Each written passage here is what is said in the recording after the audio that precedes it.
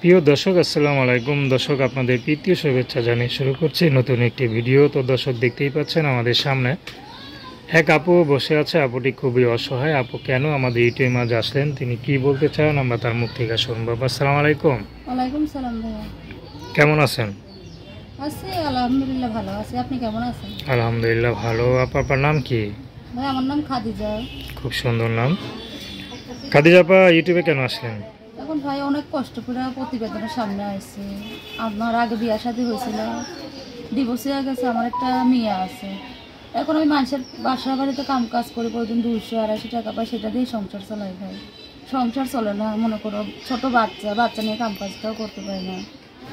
এখন আমার বাবা না, আমার বাবা যখন মনে করো আগে আমার বাবা ছিল, তারপরে বাবা মারা যাওয়ার পরে আমার মানুষের বাসায় কাম করে আমরা চলাইতো।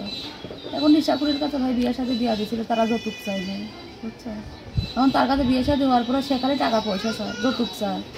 তারপরে সে আমাদের মনে করো যৌতুকের জন্য অত্যাচার করে সেটা দিয়ে আরেকটা বিয়ে সাথে করছে। ওইটা ভাই বাচ্চারা নিয়ে আমি একাই আছি। আচ্ছা, সে আমার ডিভোর্স দিয়ে গেছে, আজ 3 বছর হইলাম। আমার একটা মেয়ে আছে।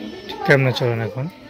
এখন ভাই মানুষের বাসা বাড়িতে কাম করে কোনোদিন যেদিন করে কাজ হয়, মনে করো শরীর ভালো লাগে, সেদিন কাজে যাইতে পারে। কোনোদিন সবসময় তো মানুষের মনে করো শরীর ভালো লাগে না, যেদিন কাজে না দিতে পারে, বাচ্চার মুখে কটা ভাতও তুলে দিতে পারে না। এখন প্রতিবেদনে আইসি ভালো একটা মনের মানুষের জন্য, যে আমার বাচ্চা আছে, জেনে আমার মনে করো মানা নিতে পারবো, আমরা বিয়ে সাথে করতে পারবো, সেই রকমের একজন মানুষ। সংসার জীবন কি একজনের দ্বারা হয়?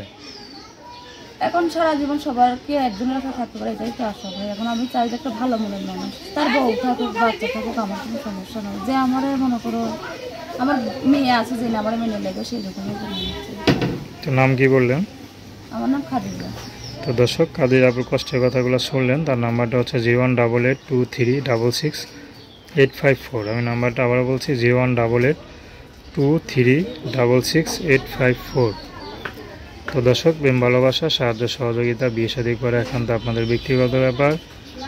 আসুন আমরা 5 ওয়াক্ত নামাজ পড়ি, সর্বদা দেশের সেবা করি। আসসালামু আলাইকুম।